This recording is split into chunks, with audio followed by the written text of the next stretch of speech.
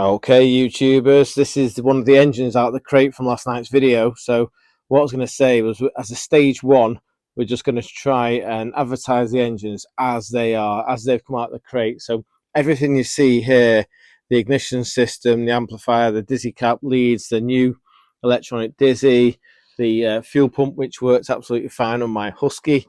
Obviously, it's on a 5-bolt crank with the 5-bolt flywheel. Now, you can modify that flywheel to fit the imp clutch, but I strongly advise that you modify the crankshaft to take the imp clutch so that all the compromises are contained within the engine and the clutch and everything lines up as standard. Now, these engines are brand new. Obviously, everything is brand new, and chain, tensioner, guides, valves, everything. And I'm going to offer the engines as, we'll call it stage one, option one, which is the complete upright 930 engine for £1,000 plus VAT. So that's £1,200 all in, and obviously plus shipping or whatever. Now, obviously, we'll ship them to anywhere in the world if you want one. These are ideal if you're a bit of a hands-on guy and you want to put your, so if you've got a worn-out imp engine, you can put your timing chest on with the mount on it, and you can put your crankshaft in, and maybe even put a sport head on it if you want to. They have got sport size valves, but I'll be honest, they're a low compression engine. So obviously, if you've watched the video, what I'm going to do is I'm going to collate all the videos, and after this short video, there'll be all the videos of how I modified one of these to fit my Husky so that it fitted straight in and performed well, including the dyno where we had 60 foot-pound of torque out of it. So that's option one, which is everything you see in the video here: electronic ignition, upright engine straight out the crate. You'll have to disassemble it yourself and obviously convert it to an imp engine. Right, that'll be £1,000 plus VAT. Right, we'll move on to stage two now. Okay, so option two on the engine build job is going to be this engine supplied to you as a turnkey unit. So I will take the crankshaft out, modify it for an imp flywheel. I'll provide an imp flywheel that's been lightened and faced. I'll provide a sump, an imp sump. I'll provide a front pulley. I'll provide a cam cover with the snout on the front of it. I'll remove the cylinder head, skim it, take 80 thou off it so that it becomes does a 60 foot-pound on the dyno, like you'll see in a minute if you watch the video. I will provide all this connected up, ready with one wire to put to ignition live, and a wiring diagram in case you decide you want to wire up the. It has like an extra wire that goes to the starter motor for. I don't fully understand it, but it's something to do with giving the coil 12 volts on cranking.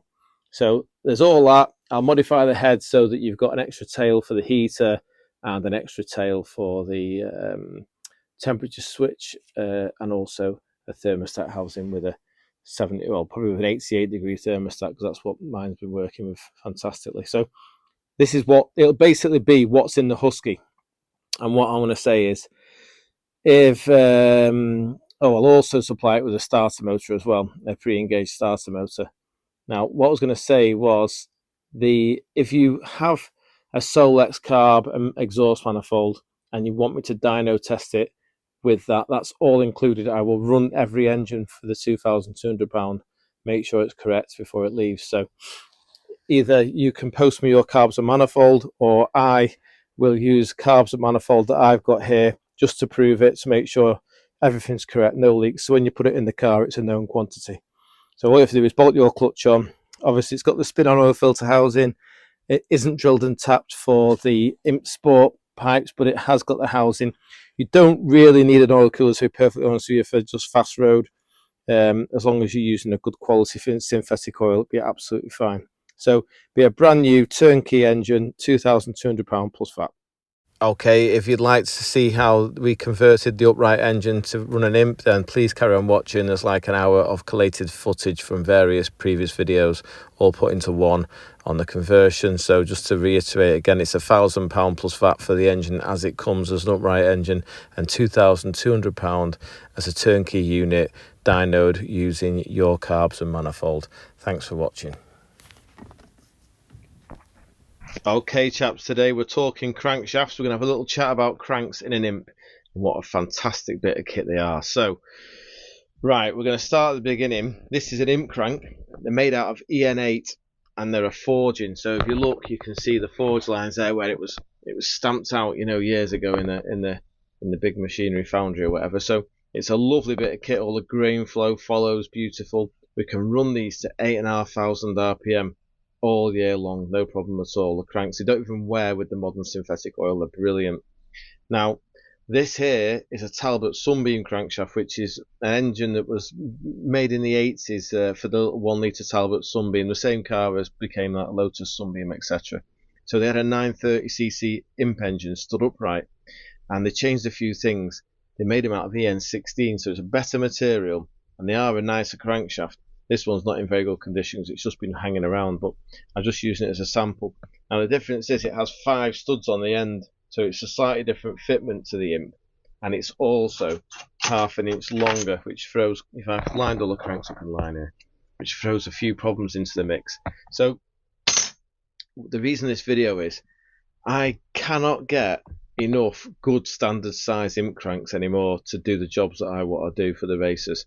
I don't like using reground cranks because it's very hard to find someone who understands the importance of getting the radius correct, and if you don't get that bit correct you can cause a stress raiser, which can later cause a crankshaft to break, as we have covered in the past with Dom's father's crankshaft that snapped on his little road going 930. So it's very important. I like to start with a standard size crankshaft, never go undersized unless I absolutely have to, and then only in a roadie, not a racer. And then obviously I've got an abundance of these because I bought loads of the Talbot Sunbeam engines over the time because they're in fire pumps, so they've always had an easy life. And I've just thrown the cranks to one side and put Imp cranks in them. So what you do is, basically an Imp has this type of seal on the back where it's called a scroll seal. So this runs inside a diameter at the back of the block, and it's like a big worm. And the idea is it feeds the oil back into the engine constantly.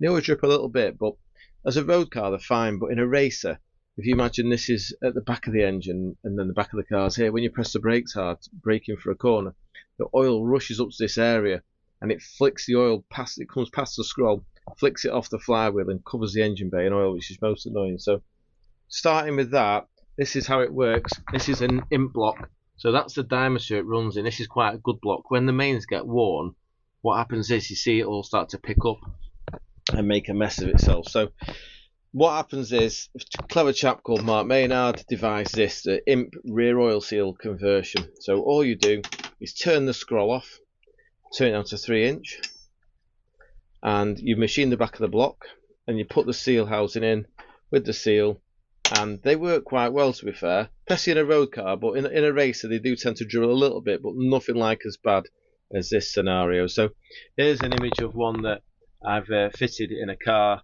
in an engine. So this is an Imp block, and it's had the back machine, etc. Now most of the engines I build in race cars are based on the 930 block, because the 930 block has a rear seal diameter, a 3 inch seal diameter as standard. So that's this engine here. So if you look at the Imp block, and we'll get them both in the same visual, you can see there's a few extra webs. It's been designed to take this big 3 inch lip seal, and it's generally just a stronger and better design. If you look at the side of the block, we've got some nice extra webs here, whereas the Imp is quite thin. But don't get me wrong, there's nothing wrong with an Imp block. Imp block works absolutely fine. They don't crack, they don't have any problems. It's just that the 930 does have more rigidity through being a later casting and having this rear oil seal. So it's perfectly accepted in the Hillman circles to run the Talbot Sunbeam 930 engine. Obviously, what the easiest way of putting one in your car is to take the 930 crank, throw it in the bin, and put an Imp crank in, which you've machined down to 3 inch diameter, and then that runs straight away on the lip seal. Every offset is the same because it's this face here to here is identical to the Imp, so you haven't got to modify anything else. You just put the Imp crank in it and you're away. So I'm going off subject here, aren't I? So what I say is, I need crankshafts at a standard size, haven't been ground, haven't been run, but will fit the Imp flywheel. So we can see straight away this one, the Talbot Sunbeam one, has got 5 bolts, and the Imp one has got 4. So lots of my race cars have already got like TTV flywheels and stuff. They won't want to buy another flywheel, but every year we take the crankshaft out and pension it off and replace it with another good standard one, because the stresses get up in them over the year, so we don't like to push them for too long. Obviously fatigue is something that creeps in over time, so we always replace the crankshaft with another one. But like I say, I'm struggling. So what my plan is, what all this 5 minutes waffle is all about, I want to run this crankshaft as a replacement for that, but I want it modified so it runs exactly the same end, so I can bolt an imp flywheel, same offset, etc. So I'm going to machine it back 12mm, recreate this larger index than this one in this face here, so that the imp flywheel can fit on it, recreate the dowel, and recreate the 4 holes. So we'll go over to the lathe now and continue the crankshaft chat. Okay, chaps, I've cleaned the lathe down because just in case Kip from down under, who always comments on the scruffy state of my workshop, is watching tonight, and he's like, I think he'd be proud of me if he sees how much I've cleaned it. I've washed all the swarf off it. So anyway, this is a new 930 crankshaft. It's got a bit of wax on it and stuff, and I plan to modify it to make it the same as an imp crank. So what I've done, for those of you that aren't that well up on engineering, I've put it in the chuck, holding it at this end, so this is going to provide the spin. And then what happens is we're going to machine this end, but because it's so far away from the point that it's been held, if we just put the revolving center in there, we'd get something called run out, because the whole thing wouldn't be secure. So the best way of making sure that all the modifications are 100% true to this diameter and the crankshaft rear main diameter is to use something called a 3-point steady. Now this 3-point steady isn't actually a 3-point steady that fits this Harrison M300, but I bought it off eBay because I couldn't find the correct one, and modified it to fit. So it has basically 3 bronze bushes that are on screws and one at the top there. And then what happens is we put the center, which is in line with the chuck, in the end of the crankshaft to support it, so we know it's not drooping down. And then we spin it, and we literally wind these screws up till the bronze touches the crankshaft in 3 places, and then we nip it all up, so we now know that the back of the crankshaft is supported, and when it goes round, no matter what load we put on it, it will stay concentric. Now, I missed a stage out before. This is the Talbot Sunbeam crankshaft, and what I've done is, if you zoom in, you can see I've basically got 5 old flywheel bolts, cleaned them all off with brake cleaner, and I have Loctited them with Loctite retainer. That's the location dowel there, into the back of the boss, the flywheel boss, crankshaft boss. And what I've done is I've just ground them off so that they're now virtually level. So before I start machining, it's all the holes are bunged, because when we re-drill it for the 4 new bolts for this imp flywheel, 2 of the holes will ever so slightly encroach into that area. But what we've got to remember is, on an imp, it's a straight through hole, it's not blind. But on a Talbot Sunbeam, the hole finishes about here. So by the time we've moved 1/2 inch off the end of it, we'll only actually have another 10mm of thread in the block, in the back of the boss, and then we'll have the nice fresh material to go all the way through to the back, so that we can get I've bought some new bolts, so we get some new ARP bolts in there, and it'll be all real nice. So I'm going to start by facing this lug off, and then I'm going to recreate that index for the bigger imp flywheel on the back of the crankshaft, and then we'll clean it all up. What I have to do as well is we have to drill the hole deeper to the same as an imp, and then what I've done is, rather than running a needle roller bearing or a bronze bush, I bought some sealed bearings. We're going to bore it for that and put that in position so that the input shaft can run nicely and supported in a sealed bearing that will be a bit more robust than the needle rollers and the oilite bush that's fitted as standard. Right, I'll report when I've done some work.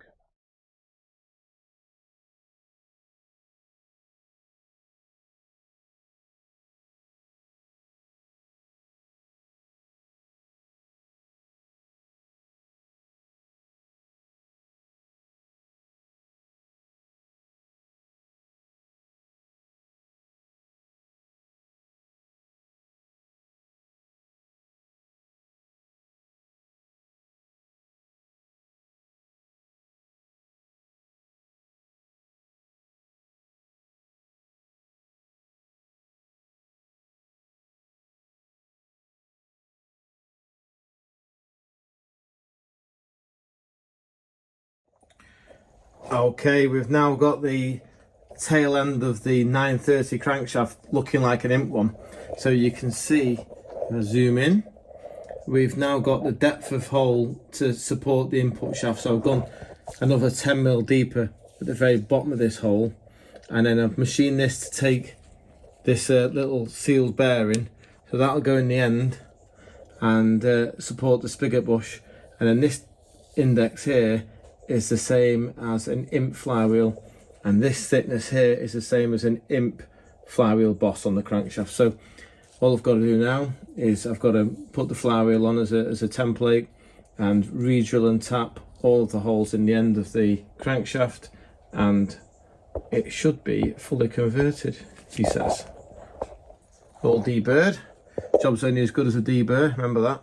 Okay, moved over to the radial drill now. So this drill is attached to a pedestal which I've clamped the end of the crankshaft down with. So basically what happens is I'm going to come down now and drill the 4 holes. You can see that's a blank dowel, that's the blank where I've done the 3/8 UNF thread in it, and this one I ordered a special drill to give me the correct pinch so that when I knocked the dowel in it was dead rigid. So I've got a dowel in. So now when I put the flywheel over, I use a flywheel as a template to spot face all the other holes or make a mark, then we'll drill and tap them, and the job should be a good one. Okay, YouTubers, I'm feeling a bit chuffed with myself. I've finished doing the end of my crankshaft. So this is the B1 Sunbeam. So it started off like that one. We wanted it to look like this.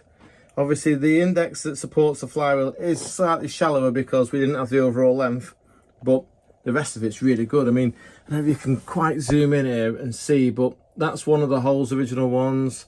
That one's encroached. That one's nothing. That one's encroached. That one's not affected. That one's not affected. But it is only, these bolts that have been encroached into are only about 5 or 6mm deep because it was a blind hole originally, and we've set the whole thing further back. So I fitted the needle roller bearing, well, not needle roller, it's a ball bearing with a nice plastic shield on it so that the clutch dust from getting in. That feels lovely. And this is my input shaft. So here's a moment of truth. So, oh, look at that. I reckon if Alan Milliard's here now, he'd say it's just perfect, that, Andy. So got it all ready to go. I'm going to give this one to the customer to test. Obviously he's got his bolts there. It should be a straightforward bolt your Imp flywheel on and away you go. Okay. Right, okay, you might remember going back to episode 53, I did a conversion where I turned one of these 5-stud Talbot Sunbeam 930 crankshafts. You see they've got the 5 bolts in them opposed to the Imp that's got 4 bolts. I turned one so that it had run an Imp flywheel. Now the reason I did that was because I've been very lucky in that I've come across some complete new old stock engines.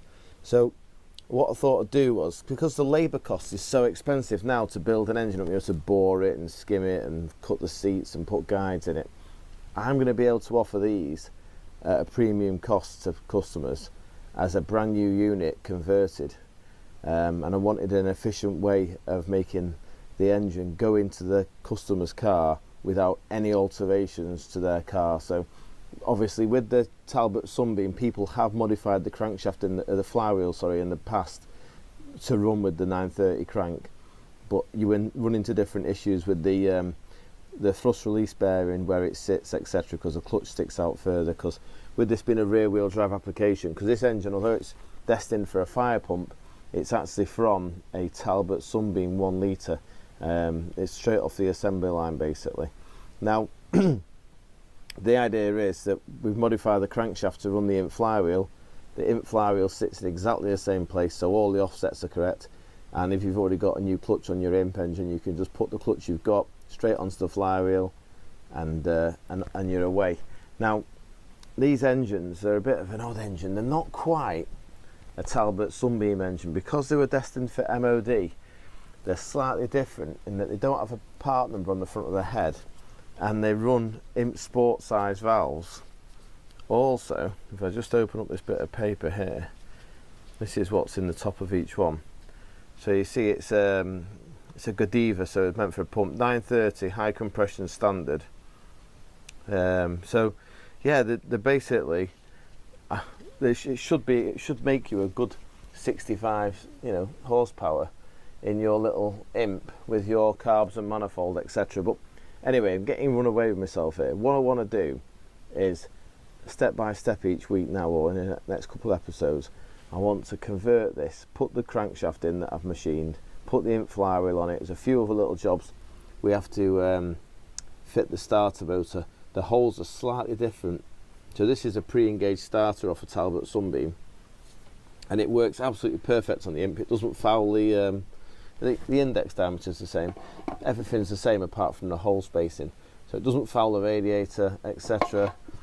in the standard Imp. And you just literally join your wires on your solenoid and your bulkhead together and extend the wire down to there, and then you can use the solenoid on there. It's a pre-engaged starter. So what I was going to say was, I've got to re-drill these holes there and there. We'll put an Imp bell housing on and re-drill them, and then there's a bit of clearance to do on the back of there's some extra webs on these engines, which I'll go into in a minute.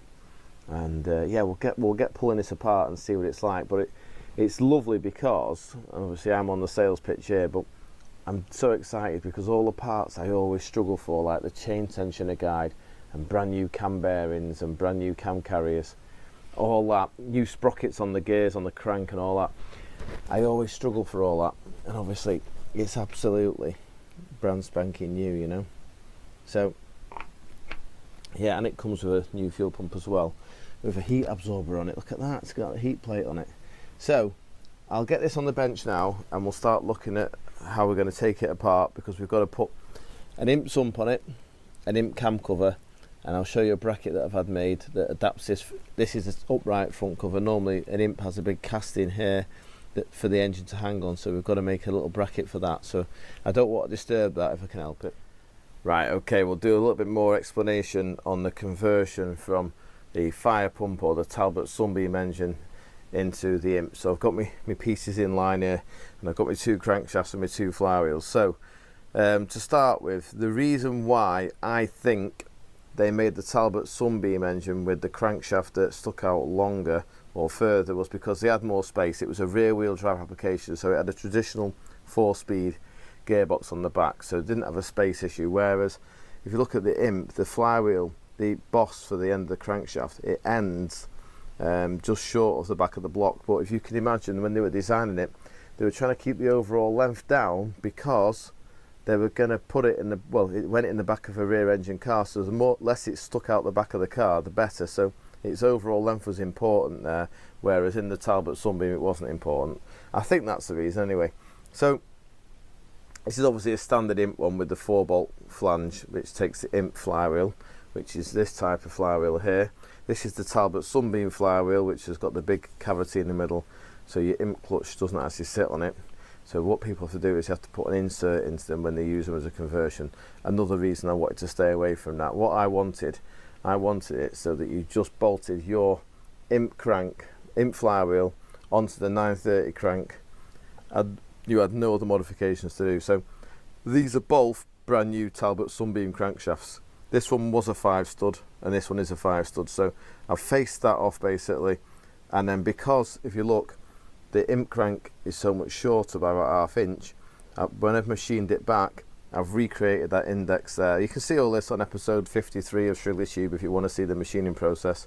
And then rather than having that needle roller, which is quite susceptible, I uprated it for a sealed bearing like a modern car, because I had the material and the space to do so. So this is the prototype, hence why it's got grey glue in one of the holes. I had to choose the best place to put the new 4 holes, because if you look, and I try and zoom in, you can see where it's just encroached into that dowel hole there. It's just encroached there. And the beauty of it is, the Imp crank is drilled and tapped all the way through, but the Talbot Sunbeam one is only to about here. So by the time we've faced it off, there's only about another 5mm of offset thread inside there, and then we're into fresh material, so you can, the torque is not an issue to gain when torquing the bolts up. It's all good as gold. So I'm really confident with all this, but I just want to put it in my car before I offer them for sale, and I can almost use it as like a flagship and say, look, come and have a go of my little Husky.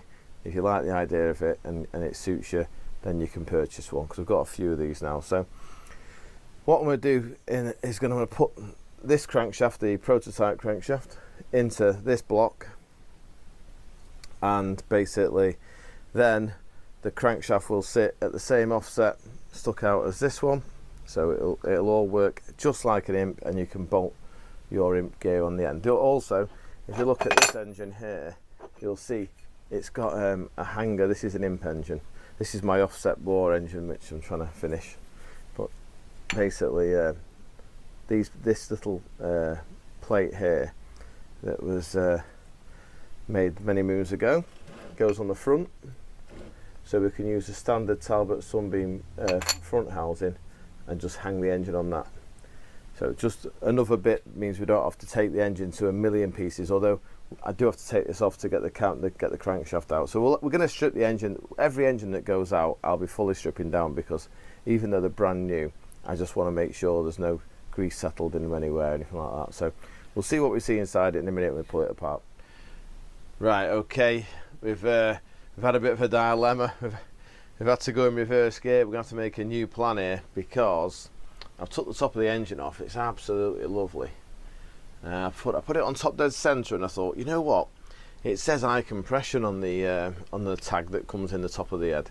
Let's see how high, what they mean by high compression. So I just CC'd it, and I got like 32 cc's in it, which made it basically about 8.3 to 1 compression, which is absolutely no use for what we want, because the you know, the 930, normally people put an imp sport head on them, and it's if you're not really into the job, it's hard to explain, but these have got a big chamber in them. So if you put an imp sport head on it with a small chamber, you get about 11 to 1 as standard, and that's why everyone loves the 930, because they go like the clappers, you know, with decent bit of compression. So at 11 to 1 they go well, but that at 8.13 to 1 is going to be quite a, you know, a very, very friendly sort of, probably designed to run on 2-star fuel back in the day. So what we're going to do is we're going to have to skim some meat off the head to get the compression ratio up, but I've just made a little plan in my head. I thought what I'll do with this one is I'm just going to put this together with the new crankshaft in as the original plan was, because there will be a market for people who just want a brand new engine that's not touched. They're not fussed about power, it's just to go to the shows in and whatever. And then we'll have to offer another stage where we take the head off and machine it, and I reckon we can have probably a good 60th thou off that without it getting thin, because it's a really good casting. The 930 casting is thick, you know. And then that should bring us up into the 10s, and then it'll be a good engine, and a good powerful engine. So what I'll do now is carry on taking it apart. But I've got to be honest, a bit disappointed. I thought when it said high compression they were going to be at least sort of 10 to 1. But anyway, life is such, we'll carry on. Okay, she's coming apart lovely. One thing I'm just so disappointed in, these lovely brand new head bolts are dry as a bone. Where's the lubrication, guys? I know it was 1978 or whatever when they were built, but come on. I mean, no wonder they used to snap and seize when you came to undo them. Like, imagine that was in a car for 5 years and it did the head gasket and it had to have them out. Not a chance. Anyway, I'll get over that. I'll put some nice molly on them. I think we'll give the whole engine a bit of a once over, make sure everything is correct. Obviously it's got lovely nice new camshaft and followers, and the cam carrier's lovely, etc. I've got the head off, and as you can see if I zoom in, you can still see the bore is like brand new. So yeah, well obviously it hasn't done anything, so that's why it's brand new. Look at the top there, you see J78, which I think indicates it was 1978. We have also got another year stamp here. That's upside down, but basically it's saying 2nd of the 10th 78. And also interestingly, because these are MOD spec, these spin-on filter housings, which I'm going to convert to take the Imp Sport oil cooler eventually when I get around to it, they run a 55 psi oil pressure switch, whereas an Imp was always 50. So there's another difference as well. If you're familiar with these, normally the thread, it was just an aluminium thread that you spun the oil filter housing onto. But I'll whiz that off and show you what they have. Is they have a steel insert, so a little bit better again. There's quite a few little differences over the automotive engine, obviously being a fire pump. Now the head looks wonderful, it's got sport size valves, etc. obviously we've come to the conclusion that we're going to have to machine a couple of mil off it, probably 80 thou I reckon, to get it in the 10:1 area. But when it is that size, this is a nice shaped chamber, when it is skimmed off, we should get a real nice burn in there. It should be really good because it's all de-shrouded on that side of the inlet valve, just because that's the way it's been cast.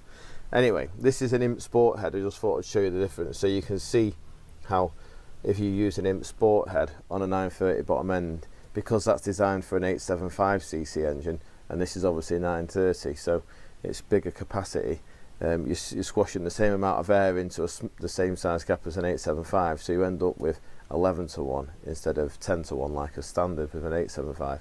So that's why the 930s always go well when you put an Imp head on them. So we might have to do a bit of I'm gonna get my website up and running, which is in the making, by the way. I think we'll do like different stages, like a standard stage, a skimmed head stage, which will give it a bit more torque, and then we'll have like a third stage, which will be, say, an Imp Sport head with a bit of fettling and maybe some the foul seats recut, etc., and things like that, new guides in it. And then yeah, that'd be a good 65-70 horsepower then. Anyway, wonderful. Let's get the sump off and see what we see in there. Okay, something I just forgot to mention was this lovely gasket. Now this is an original Talbot Sunbeam Reinks type gasket, and if you look at what we're using now, this is the modern replacement head gasket for an Imp, and you can see where it's all gone wrong straight away, can't you? But the fire rings are very, very thin, whereas on the original type gasket they were a pair of fire rings together. That's quite hard to get that tool in. That's probably why they don't make them like that anymore. But of course it leaves the skin between the pots quite just not as strong, whereas that will be strong. If that's retorqued, that will last indefinitely, no problem at all with the correct antifreeze. So we're hoping that, because I'm just going to bolt this engine straight back together, this gasket will clamp back down again and won't know that it's been disturbed, and we'll retorque it and it should be good for the eternity of the engine, really. Now, I was just saying before about these spin-on filter housings being different on the Talbot Sunbeam with the steel insert. Can you see it there? This is an Imp Sport one, and you can see it has a slightly different relief valve. It's different size. That's actually got high pressure damps on the top of it. CEP, that's the Carter one. But now you can see the aluminium thread over where this one's just basically the aluminium, the cast, it's had a thread put on it. That one's got a steel insert. Now I particularly like these because I do a lot of oil coolers that are a sandwich plate that go on here, and it's a lot of machining because I have to set it all up to bore it, to tap it, you know, 3/4 UNF or whatever, and then have to buy an insert and loads of messing. Whereas this means I can just make a tube to go on the end, clamp on my oil cooler, and yeah, we're away. So nice to see that. Inside the engine, obviously I spoke to someone at the National weekend about these engines, and he said, oh, they were all ran but not with fuel. And I was like, what do you mean? He said, well, they used to put them on electric dyno, so they couple them up and they'll run them with oil in them just to make sure they got oil pressure and no leaks, but they didn't actually put any fuel, so they were driven by an electric motor, hence why it's got oil in it, and the oil filter's got oil in it as well. So they obviously did a few checks before they sent them out the door. We've got a lovely new oil pump. Obviously this pickup pipe's no good because we've got to put an Imp one on it. Crank looks good. We'll have a look how that looks in a minute.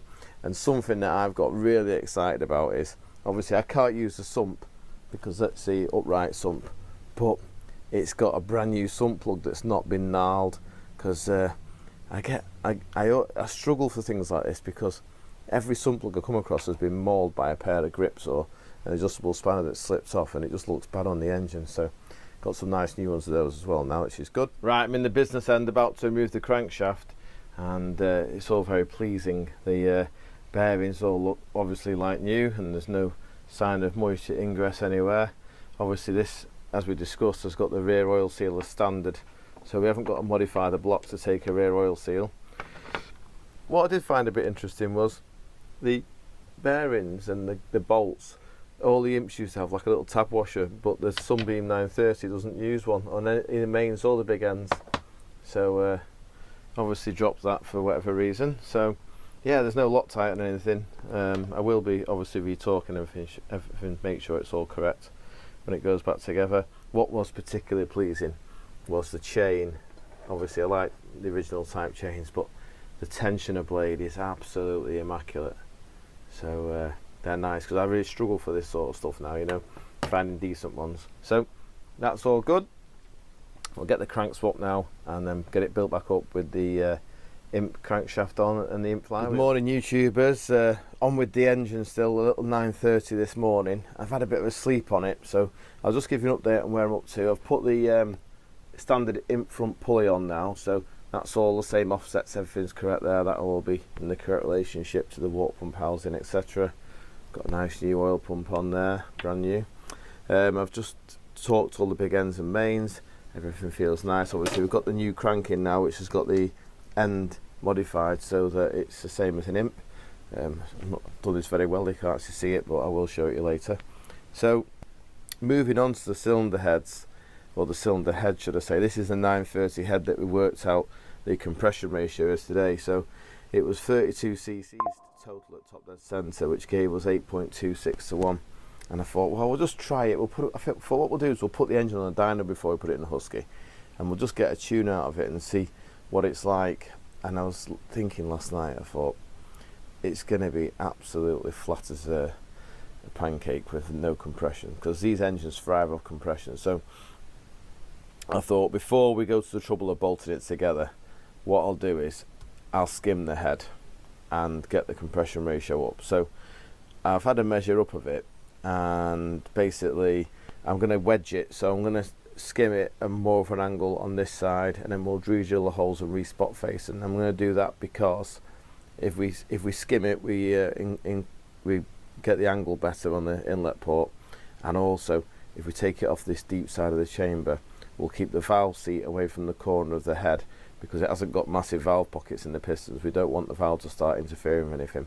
So we'll take all the material off this side of the head. So I'm going to put like maybe a 60 thou tilt on the head, but we'll go through that in a minute when I skim it. So I did a little calculation, and this is basically 70 by 56. So I just did a dead simple bit of maths and said like 14 divided by 2 obviously is 7 cc's. So I added a 7 to the lower number. It gave me an average of 63 mil diameter. Imagine I'm trying to turn this into a circle just so I can get an idea of where it's going to, what compression ratio it's going to give me. So 63 mil I'm hoping to take 2 mil off the face. It'll give me 6 cc's. So it was on 32 cc total combustion chamber.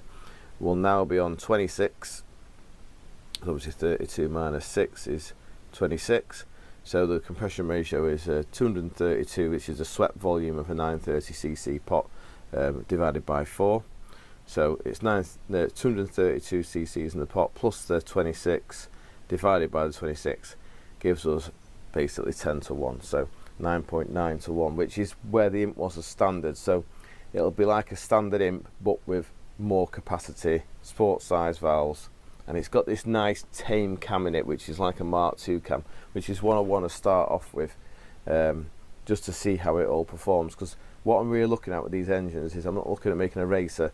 I'm making something, I want to make something that idles like a nice standard Imp, and I want it to have all of its power below sort of 4,500 RPM, so it's a nice drive around town, because most of these engines will go into road cars hopefully, and obviously when they go into a racer they have cams and bigger valves, etc., and all the biz done to them, but I think they'd be better off as a standard engine. So I'm going to strip this head now, and then we'll join me on the miller and we'll whiz some material. Before I go any further, sorry, there is some more work I've got to do to the engine, more problems. Now the Sunbeam engine, because it was a rear wheel drive application, it had a bulkhead here, if you imagine like on an engine where it's north south in the engine bay, not like the Imp. So it doesn't have a thermostat housing as such. It had a steel plate on the end, but the wonderful designers at Roots did actually, for whatever reason, drill and tap it. So this can go on in the thermostat housing, sorry, can go on in exactly the same place. I'm just going to have to machine a little index inside there, because if you look at the Imp one, it's got an index for the for the thermostat to sit in, whereas this one doesn't. So what we'll do is we'll clock this up in the forge or chuck, and we'll and we'll put an index in there so that the thermostat sits in, because it's really important that the thermostat on a road car works correctly, because some people take the thermostat out of an imp, and it's just when you, I mean, for racing obviously it's important you take it out, but in a road car it's so important, because the way the system works, you have obviously you have a temp sender in here, or sorry, a temp sender goes in there, and you have a pipe off here which is called your bypass pipe, and then this pipe here goes to your heater. So the cold water comes into the engine, gets heated, and it gets to here, and if the engine's cold, the thermostat's shut. So the hot water then goes off to the front of the heater matrix to warm the passengers up and heat the car. Or if it's summertime and they've got the valve shut in the front and the water can't go down here, it comes out of the bypass hose and back into the water pump. So basically the water is always circulating, because it's really important that an engine, especially an aluminium engine, doesn't get thermally shocked. So in other words, if you had no bypass circuit and the water couldn't go down there, the water would wait in the engine until it got to 70 degrees. The thermostat would open, the cold water would go through, and the engine would be like, ooh, and get a big shock as the cold water goes in. So they keep the water circulating all the time, either through the bypass valve with the thermostat shut, or through the heater circuit into the matrix to the front of the car. So the thermostat system is really important that it's fitted. Obviously once the thermostat opens, then the water can go through the radiator and be cooled, ready to go back into the pump and then back into the engine again. Now on this head it's a slightly different setup, so we've only got one, we've not got two bosses here, we've only got one, and that will be the bypass hose. And then what I propose to do is I'm going to make a bung for here and put 5/8 UNF thread in it, so it can take a standard imp temp sender. So that'll be that one and that one dealt with, but we've still got one here that we haven't got on this one, and it has to be on this side of the thermostat, because this is where your hot water will go to your heater matrix. So I'm gonna, there's loads of material here, and in fact the head is absolutely lovely. If you look inside, it's like, well, it is brand new. I'm going to drill and tap in the top of there, and I'm going to put a 90-degree 3/8 BSP elbow on there with a 16mm hose on it, so that will run off to your heater. So it'll just be exactly the same as an imp basically. So it's the same job, so we're not confusing things with extra T-pieces and stuff. The engine, you'll just plumb it up exactly the same as you would do in an imp. So that's going to get bunged, temp sender, new hose on the top, elbow, heater pipe, thermostat on the back as standard, so that'll go to your radiator, and that'll be your bypass for if your heater's shut off in summertime. Right, I think I've got everything out of the way that I wanted to say about that. What I'll do now is I'll go to the miller and we'll start skimming, well, strip this head and we'll skim it. Right, okay, I'm on the milling machine now with the 930 head to skim it, to get some material off it and increase the compression ratio by shrinking the combustion chamber size. So looking, I just took the valves out of it. It's got lovely seats in it, lovely big seats, look at that. The seat is actually a 1.3 inlet seat, so 1.3 and 1.125, so we could potentially use these as a bit of a go faster head as well, if we want to, without putting seats into it, which is quite a good thing, because 1.3 inlet valve is a good size inlet for the 1000 or the 1040cc imp. So I was just going to say, look at the short turn on that, it's absolutely shocking. It just wants a nice fettling. Well, I can't leave that like that, so we'll have a bit of a fettling in the ports while we're here as well, because that'll help it produce a bit more horsepower. So what I've done is I've put us on an 80 thou wedge, just 2 hacksaw blades. So if you can imagine, normally when you put an imp on an inverted imp head like this, you end up with it flat. Because I've raised this side by 80 thou, it's now going to take more material off this side than this side, which will keep our valve seat away from the face, and it will remove it off the deep side of the chamber, which is what we want. So I'll set the camera up on some sort of like slow time lapse or whatever, so you can see the material coming off. And if I've got my calculations correct, he says, by the time we've got 2mm off here, we should have landed on the other side and took a minimum lick off that side. So I'll start machining and then we'll see where we end up.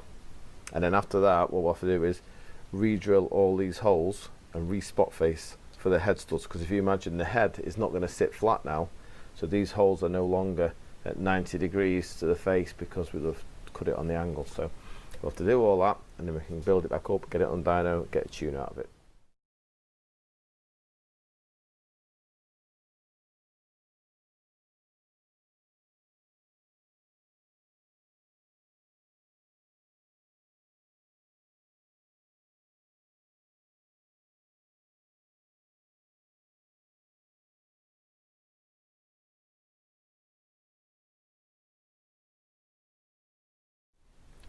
Okay, I'm really pleased with that. That's 2.5 mil I got to before we cleaned up on this side. So you can see there's just an edge there that's not cleaned up on the very edge, but there's plenty of land for the gasket to sit on. So we should have a decent compression ratio. We might even be in the 10.5 to 1 area, which will help with the torque and the thermal efficiency of the engine. So I've still got a good bit of land between the oil pressure switch boss and the base of the head, which is important because I hate it when they're really skimmed into, because when you tighten this up in a taper bung, it's 1/8 NPT, it cracks the head. So there's plenty of material there. Because we've done it on the wedge and we took more off this side than that side, the valve seat is still a country mile away from the edge of the head face, so that's good. A lovely shaped chamber. Obviously I've just looked at an Imp Sport head, and an Imp Sport is much nicer finish than these 930 heads. These are nice machined radius on an Imp Sport head, but this is absolutely awful. So what I'll do is I'll clean these port throats up, and we'll get a nice short turn on it, and that will massively improve the airflow. And then we'll run it on the dyno with a Solex carburettor and a sport exhaust, and I reckon we should see some nice torque out of it. So that's that for now. Still plenty of material on the face, as you can see. I've not gone absolutely crazy, but we'll have to re-drill these holes so they're 90 degrees to the head face, fettle the ports, give it all clean off, and then we'll get it built on the dyno. Okay, good morning YouTubers. Back from my holiday, straight back into it, and I thought, what was I up to when I left? And I remembered I was on the 930 conversion, the prototype one. So this is the engine, if you remember from last week, or the week before, sorry, where we took a fire pump or upright 930cc imp engine and measured the compression ratio, etc., and decided that it was a little bit on the low side for what we wanted to do with it, because we want a really nice torquey low down grunt imp engine. So it's a brand new engine, just for those of you that have just joined me now and not seen before. So there's all the brand new parts out of the head. All I've done is I've basically whacked about 100th hour material off the head on an angle. So what I've done is I've took more off this side than this side, so that it takes it off the deepest side of the chamber, and hopefully it increases the compression ratio. We're aiming for roughly, I reckon it's going to be between 10 and 10.5 to 1, but we'll bolt it on and CC it together in a minute. Now also, if you remember from the video, I did whinge a bit about the state of the finish on the ports. So I didn't go crazy, I just sorted that short turn out there. It was all like edgy, if you know what I mean. So I've just run the rotary carbide round there to deburr it a little bit, help the air get around the corner nicely, because that's called the short turn, and it's quite nice on an Imp Sport head with an Imp Sport valve. It goes a bit nasty when you put a big valve in, but on the standard head it's okay. Right, so what I was going to say was, I bought a bung, had a measure of this morning. Oh, I'll just zoom out. So we discussed last time how I'm going to put a thermostat housing in the standard position on, like it is on the Imp. We don't use this pipe, but we normally have two pipes on an Imp. So that one's going to be the original bypass hose. This is going to be drilled and tapped 5/8 UNF, so we can put the temp sender in it. And then this one is the one that goes off to the heater matrix. It's normally on an Imp, it sits about here, but it sits about here, but we've moved it to there, so where we had some land. So that's all sorted out, and obviously because we've skimmed the head on the angle to get the compression ratio up, I've also re-spot faced and re-drilled all these holes, so that, if you can imagine, because the head's been skimmed on the wedge, instead of the holes being straight, they're slightly cocked. So we have to re-straighten them and re-spot face them. Otherwise the head bolt and the washer doesn't sit straight on the where it mounts there. So done all that. we'll get it bolted on the engine and measure the compression ratio and go from there. Okay chaps, just about to pull the head on, and I've just got a bit excited and thought I better make a video about this because it is one of my absolute pet hates. And that is, you may recall I made a big song and dance about the original head bolts. When I pulled them out, they were just dry as a bone, no lubrication and whatsoever. So we've got some special slippy stuff, some assembly lube, ARP here, and as you can see, I've liberally applied it onto the threads. But the most important thing I want to say is make sure you put it under the shoulder of the bolt where the washer sits, because when you torque the head down, if you can imagine the amount of friction between the back of the head of the bolt and the washer, it's quite significant, and it can affect the torque reading. And I don't know if you've ever been, like, you won't see it anymore because no one takes engines apart in garages, but years ago when you used to walk into garage forecourts and lads working on engines, you'd hear them doing like the final 90 degrees on a head bolt torque, and you'd hear the bolt go ding ding ding ding ding as they tightened it, and I just think, he's put that in dry. Horrendous. Why haven't they been torqued properly? Anyway, I'm moving myself now. I've got everything lubed up, so we'll get these bolts in, torqued up, and we will check the compression ratio. Right, okay, I've got the head on and torqued it all down to 40 foot-pound. That all torqued beautifully, and I've just put the cam and timed it up, etc. And I thought we'll measure the compression ratio. So I made sure both valves were shut and the piston was at top dead center, so that would be about to go bang and fire. And what I've done is I've filled it with kerosene inside a burette. So I've measured how much fluid has gone in at top dead center to the bottom thread of the spark plug hole, and the figure I got was 27.4 cc's. So it's a little bit more than I was anticipating, I will be honest. If we work it out now, dead simple, we've got a 930cc engine, and we want to know what one cylinder will be. So divide it by 4, and that gives us 232.5 cc's in that number one cylinder. So to find the ratio out, we know that the cylinder at TDC has got 27.4, so we go plus 27.4 equals that figure divided by 27.4 to give us 1, and that gives us 9.48 to 1. So I was obviously, with my calculations last, or 2 weeks ago if you remember, I did the little calculation to decide how much 80 thou off the head 2mm was going to give us in reduction in cc's, and I reckoned it was going to give us 10 to 1 compression, but I've obviously got that a little bit out. So we are where we are. So 9.48 to 1, it's not high, but like I said before, these engines I'm running with the standard cam, which is you know, it's basically somewhere between a Mark II imp cam and an imp sport cam. It's very, very mild. It's only got 250 thou of lift.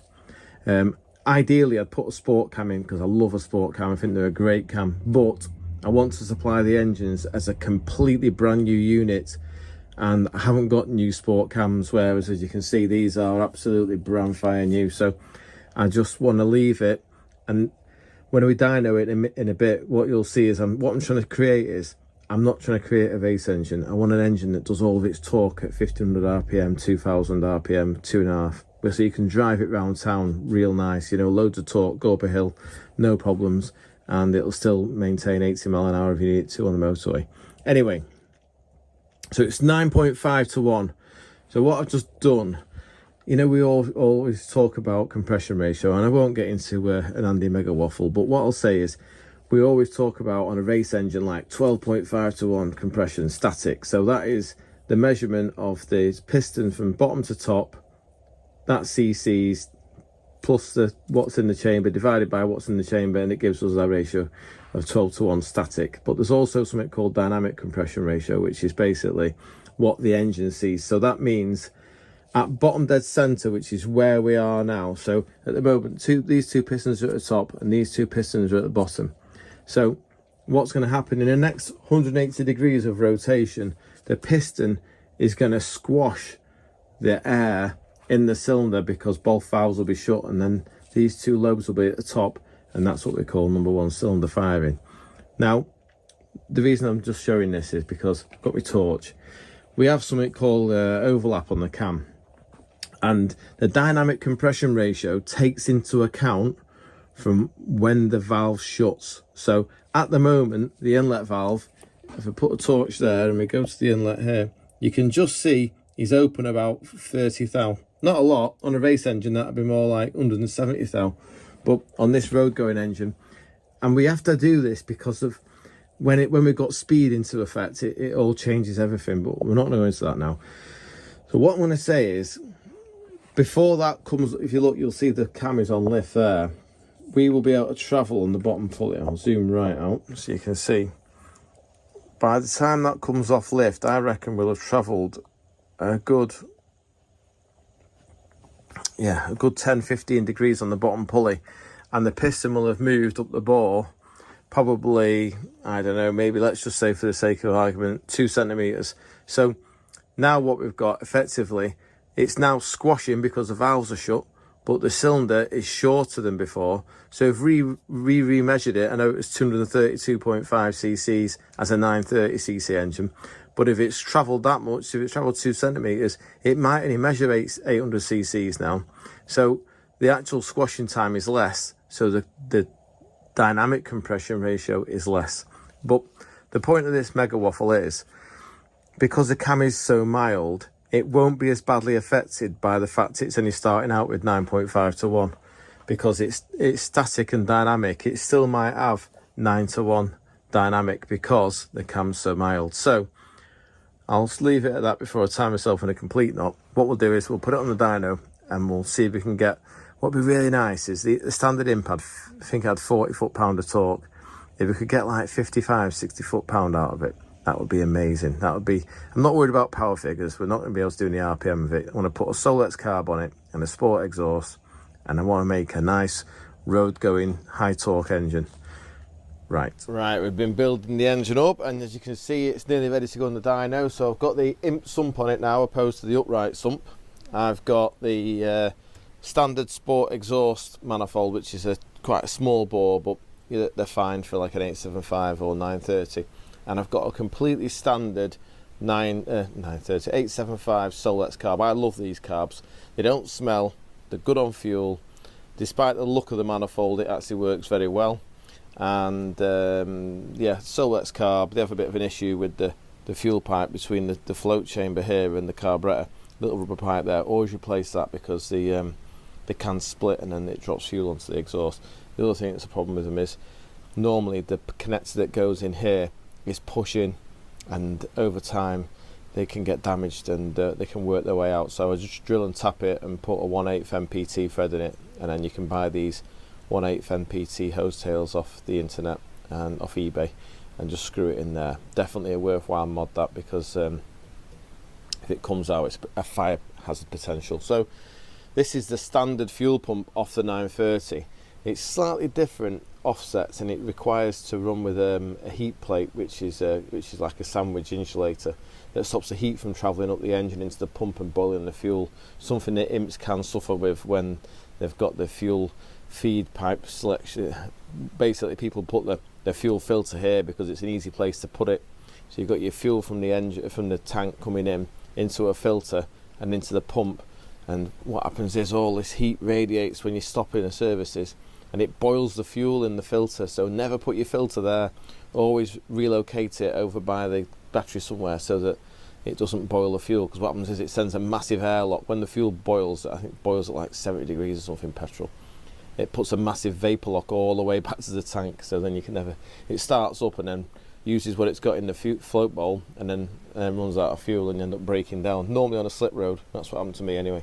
So I'm hoping we can get away with running the brand new pump off the Talbot Sunbeam 930. It should be a 2 psi because obviously it was to feed originally a single Stromberg.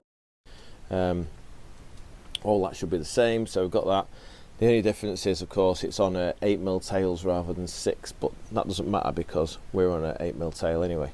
So right, before I forget what I was going to say, the back of the engine, if you've ever done a conversion before, because this is my prototype crankshaft that I did, where I drilled the holes in the wrong place for the dowel, so hence we've got an extra set of holes that have been bunged.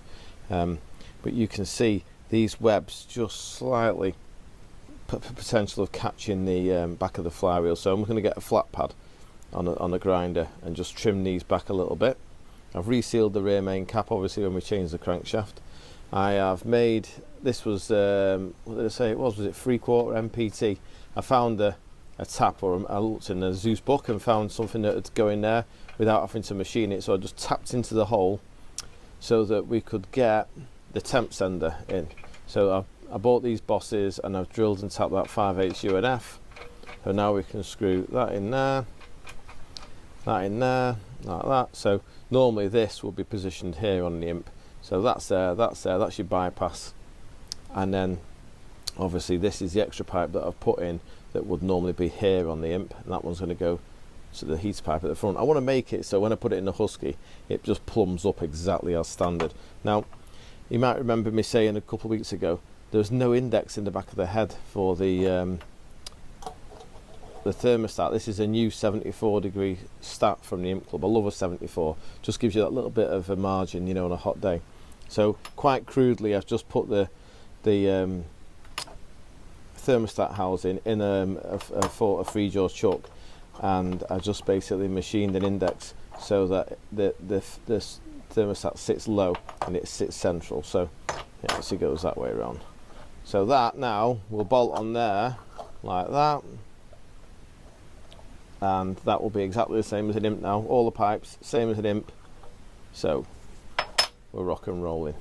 Right, I'll get this on the dyno and we'll get a tune out of it. Right, okay, I was about to bolt the engine on dyno and I suddenly remembered that I'd not drilled the starter motor holes. So this is the Talbot Sunbeam starter, and basically these holes here are ever so slightly further apart, but this index diameter is the same. So if we offer it up, it goes in perfect and it all works perfect. So I've used these before many a time. In fact, I'm going to run it with this one now. However, the holes are in the wrong place. So what we do is, this is an Imp bell housing that I've just took from a gearbox that I had blasted. It locates on 2 dowels, one here and another one down here. So make sure your dowels are in. This is if you come to do this yourself, so that the gearbox locates properly. And all I've done, real simple, should really do this on the radial drill, but as the engine's built up, I'm just going to use the socket. I'll show you that in a minute. So I've just basically gone in and I've marked the end of the bell housing where the hole should be. So you can see now, that's where the hole should be for the Imp, and that's the hole that's for the Talbot Sunbeam. So we're going to re-drill these 2 holes now, and I want to go through how to do it and keeping it straight whilst not actually on a milling machine or on a radial drill. It's quite simple. Right, okay, I'll go through it now. Basically, the danger of drilling freehand like this is that, exaggerated, we go on the smash like that, and we end up with the hole not coming out straight out the other side. So what we use is basically just a 16mm, well, this is just an old socket. It could be any old socket. I like a long series socket, and I've basically drilled out the hole in the middle of it so that my my 11mm drill goes through. So all I've got to do is hold the, I'm just resting this on my stomach, it's not very professional for the camera, but if I hold that hard against the end of the bell housing, against the aluminium, basically as long as the drill is in the centre of that hole, I know that the hole is going to continue to go straight and come out the other side without wandering, because it's using this as a guide. So keeping it central here and keeping that hard against the aluminium there means it has no choice but to go dead straight. I'll deal with this hole now and show you. Okay, that's the first hole drilled. So if you look, because we used the socket, he stayed totally parallel to the original hole and not wandered anywhere.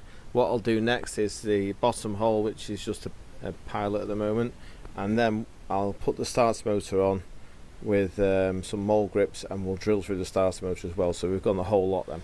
Good morning, YouTubers. We're on the dyno now with the 930. It runs sweet as a nut. We're going to dyno it together in a minute. I'm really pleased with what it's doing. I thought we'd better start in here and go through a few things. So it's the new 930 engine with the new Dizzy.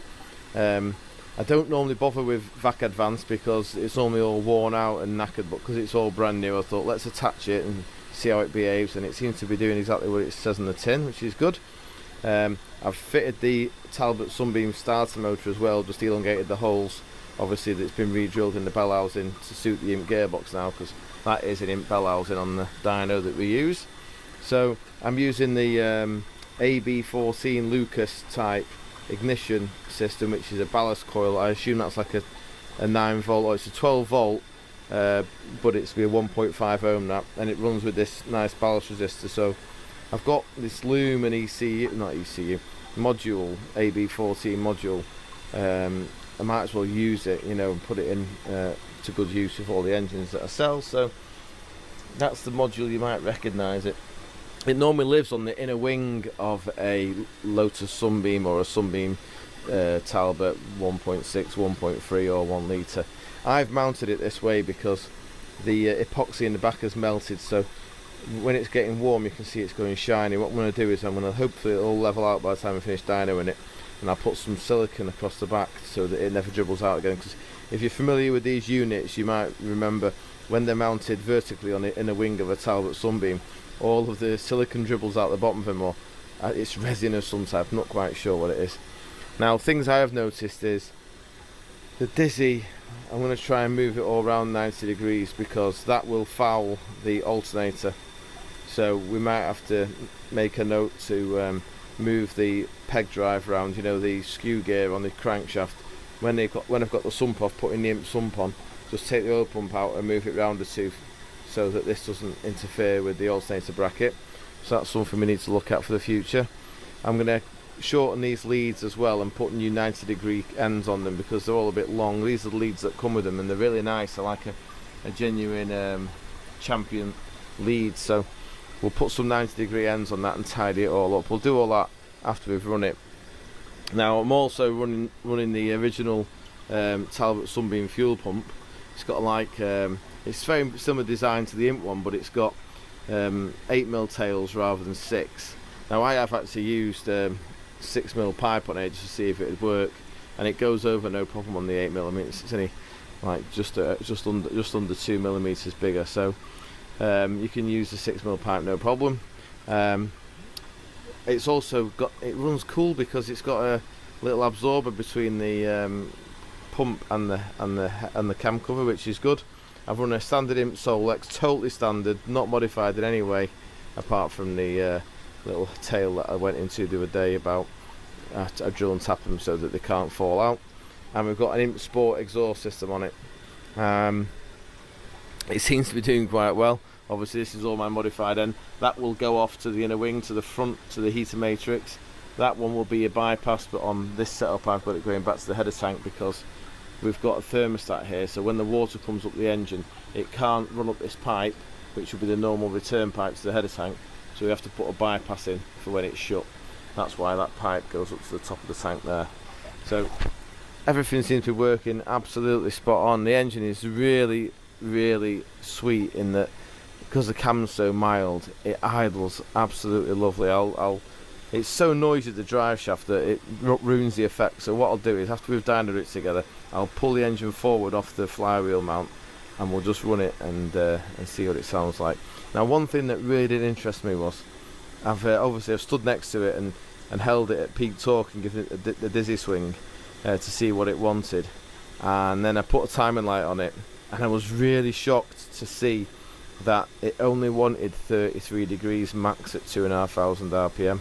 Now I thought being like 9.5 to 1 compression it'd want loads of advance to make it burn properly, but I think because the chamber shape is so good on the 930 head, you know, with no dead areas or less dead areas, with it having a smaller squish band, I think it's helping the efficiency of the burn because it just didn't want any advance, not compared to a standard, you know, if I had a standard Imp engine on here, an 875, and crikey, you can run like 45-50 degrees no problem. Anyway, we'll stop waffling and we'll run it together and see what we see. Okay, we're on the dyno now, the 930. I've set the camera to 4K, so hopefully you can see the numbers on the dyno in the top of the screen. It's really torquey. It doesn't do any horsepower. I think it does about 50 horsepower, but it does exactly what I wanted it to do, really. So I can't wait to get it in the Husky and see how it performs. But it's all about the torque down at like idle and just past. Excuse the drive shaft rattling. I'll try and get the drive shaft to be quiet, and I'll hopefully we'll be able to bring the dyno, the load up on it, and bring it back down the RPM range so I can show you. Right, the shaft stopped rattling now, so I'll start loading it up and we'll just see what it's got at like 2,500 RPM. Just part throttle at the moment there, and it's doing like 55. Now it is quite a good air day today. It's 1,012 millibars, so if I go wide open at 3,000 RPM, 63 foot-pound, which is probably more like 60, so that's a good improvement over standard. I'll just try and get it to come down to 2.5 and then go wide open. So it's still got 55 there at 2,000 RPM. I'm putting the load on 2,000, still got 1,800 RPM, it's still got 55, 1,500, yeah. So it'll be really easy to drive this. It idles at like, I've had it down to like 400 RPM just idling. The cam's so mild in it. So it does run out of puff. It's not got any horsepower. It's not the sort of thing I'm used to, but it'll be interesting to see how it is in the car, because what I want to make is an easy driver, something that's better than standard, but not a not a rever. So get the shaft to shut up. So at 3,000, 3,500, it's still doing 60 foot-pound there. I'll back the dyno off and we'll see where it ends up. I think it's going to start falling off at about 4.5. At 4,000, 57 foot-pound, 4.5, 55, 5,000, 50, 6,000. Oh yeah. So at 6.5, it's still got about 40 foot-pounds, so it's got no horsepower whatsoever. However, you know, it'll still propel it along at 80 mile an hour, that I'm convinced. But we'll follow that up, or we'll follow this work up by putting it in the Husky and seeing what it's actually like on the road. I think it'll be quite a nice little drive. Right, I'll get it disconnected so we can have a listen to the engine. Okay, I hope you can hear me. Got the engine disconnected from the drive shaft at the back, so it's not connected to the dyno, and it idles really well. Good oil pressure, obviously being brand new, but it does idle very sweetly. So I'll turn it off. All I've done since I ran it on the dyno is I've moved the dizzy round just so that this advanced unit can't foul on the alternator. But what I will make a note is to move the skew gear inside the engine when I've got the sump and the crank out, so that it's in a better position for the future. But I was going to say was I've also put some 90-degree ends on these leads. They were a bit long before, so I've just made them a bit neater because they used to come out the top. So put some new ends on there. I think that's about it. So what I'm going to do is I'm going to fill this with silicone so it can't dribble out, and then we'll put it on the in the Husky and see